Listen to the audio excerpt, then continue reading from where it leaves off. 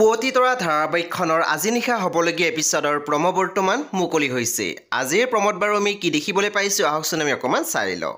আজিৰ প্ৰম'ৰ প্ৰথম ভাগত আমি দেখিবলৈ পাইছোঁ বিভানে কৈ আছিল তোমালোকৰ প্ৰব্লেমবোৰ ছল্ভ হৈছেনে? তেতিয়া আমি দেখিবলৈ পাইছোঁ প্ৰজ্ঞাই খঙতে মাত দিছে, আচ্ছা আমাৰ প্ৰব্লেম জানিবলৈহে মোক মাত লগায়, ইমান যে আগ্ৰহ দেখুৱাইছে কিয়?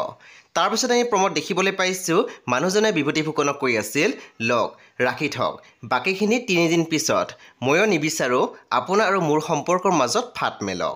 তাৰপিছত আমি প্ৰম'ত দেখিবলৈ পাইছোঁ অনুৱে খুব জোৰকৈ প্ৰজ্ঞাক এটি চৰ মাৰিছে আৰু তেতিয়াই অনুৱে প্ৰজ্ঞাক কৈ আছিল প্ৰজ্ঞা লোকৰ টকা আশা কৰি মই চক পুৰাৰ কথা ভবা নাই। তেতিয়া আমি দেখিবলৈ পাইছোঁ প্ৰজ্ঞাই মাত দিছে মই টকা ধাৰলৈহে লৈছিলোঁ, যদি তেওঁ মোক দিবই বিচৰা নাছিলে তেন্তে মোৰ কথাটো এনেকৈ লগাব নালাগিছিল।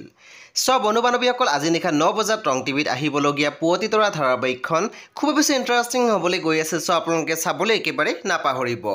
পৰৱৰ্তী আপডেটৰ বাবে আপোনালোকে আমাৰ চেনেলটো ছাবস্ক্ৰাইব কৰি কাষত থকা বেল আইকনটো টিপি দিবলৈ একেবাৰে নাপাহৰিব।